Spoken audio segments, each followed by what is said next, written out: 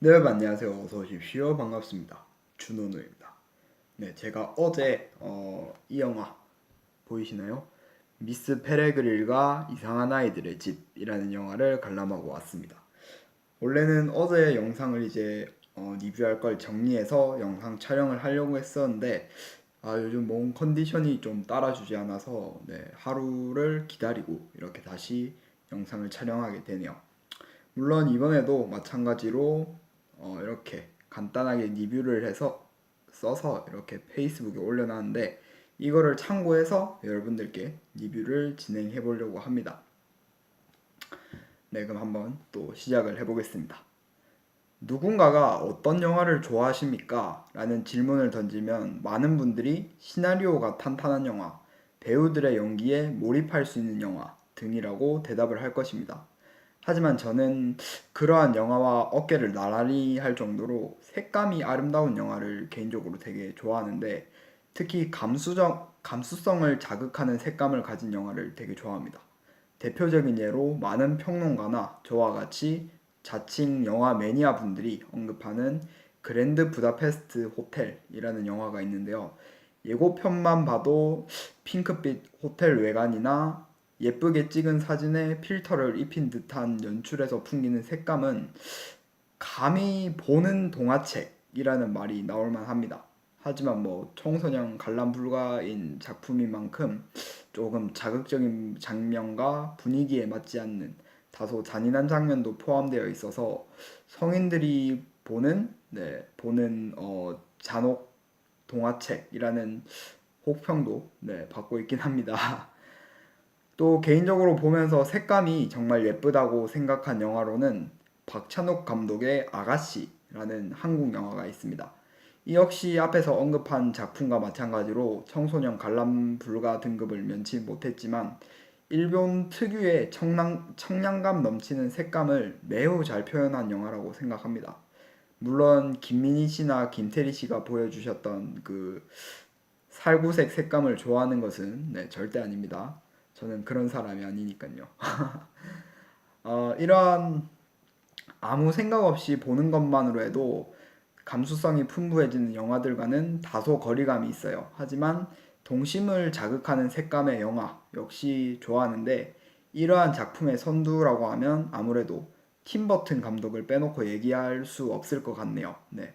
이상한 나라의 앨리스, 판의 미로 등과 같이 몽환적인 판타지지만 결국 어린이들을 위한 영화라고는 말할 수 없는 영화들을 연출해 오신 팀버튼 감독은 감히 타인이 따라할 수 없는 본인만의 고유한 색감을 표현하는데 그 색감이 가져오는 분위기가 그의 작품들의 특징이라는 것에는 그 누구도 쉽게 반박할 수 없을 거라고 생각을 합니다. 네.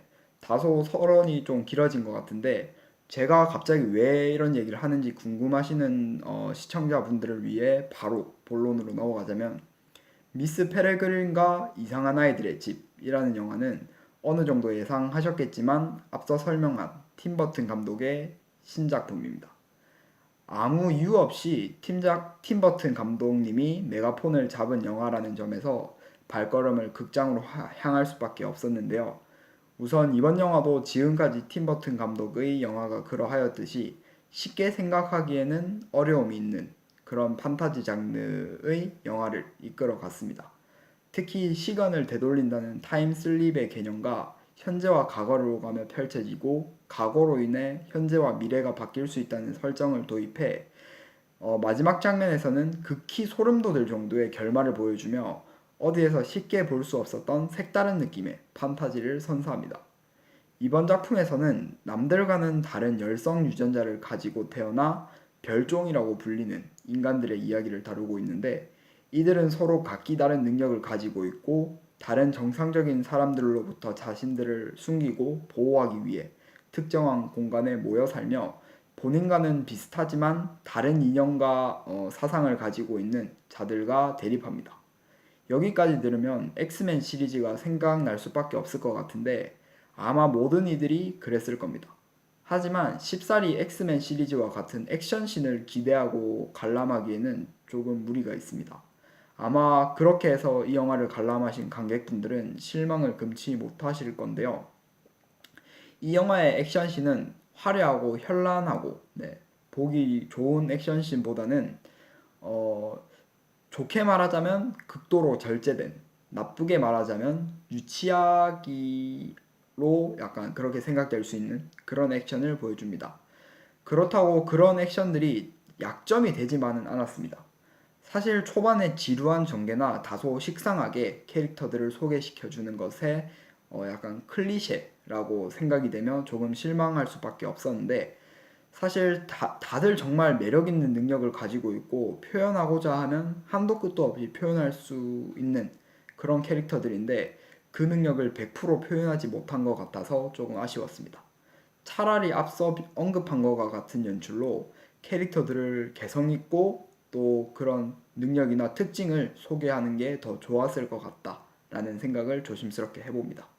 그리고 극중 주인공인 제이크와 주연급 캐릭터인 엠마의 러브라인에서 볼 수 있었던 서로를 지켜보는 눈빛, 원치 않는 이별을 마주하게 될 운명이나 다시 재회해 따뜻하게 안아주는 것을 연기하는 장면에서는 서로 사랑하는 두 캐릭터의 역할에 극도로 몰입하지 않으면 나올 수 없는 감정 표현의 연기라고 생각을 했었는데, 제가 영화를 관람하고 추후에 알게 된 사실이지만 각각 제이크와 엠마 역할을 맡으신 에이샤 버터필드 그리고 엘라 퍼셸 배우분들이 실제 연인 사이라고 합니다. 그래서인지 이들이 처음 만나는 순간부터 흐르는 묘한 분위기를 따라가다 보면 괜히 웃음 짓고 있는 본인, 자기 자신을 발견하실 수 있으실 겁니다.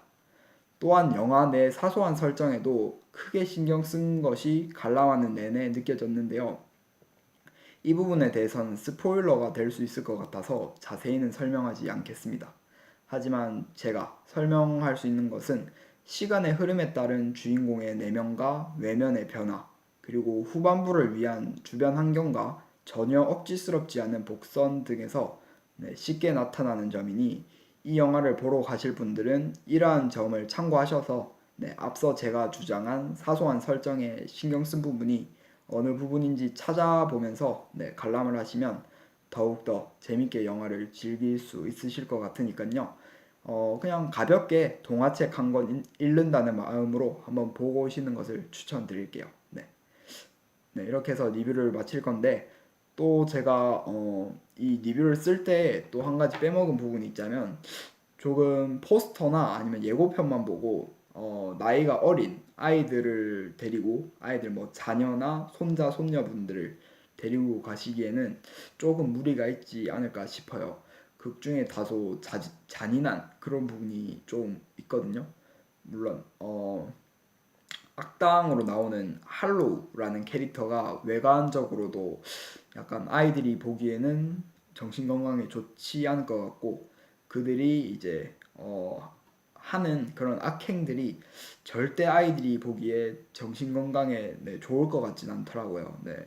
그래서 아이들을 데리고 보러 가시는 것은 조금 생각을 해보셔야 될 것 같습니다.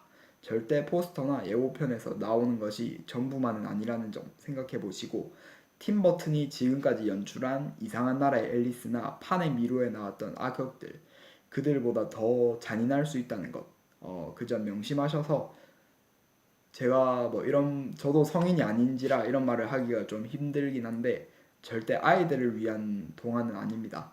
성인들을 위한 동화라고 하기도 힘들지만, 네, 정말 다시 거듭해서 강조드리지만 나이가 어린 자녀분들이나 손자 손녀분들을 데리고 가서 관람하시기에는 조금 무리가 있는 영화라고 다시 한번 강조해드리고 싶네요. 그러면 지금까지 준호누의 미스 페레그린과 이상한 아이들의 집 리뷰였고요. 시청해주셔서 감사합니다. 다음번에 더 재밌고 유익한 영화 후기로 돌아오겠습니다. 시청해주셔서 감사합니다.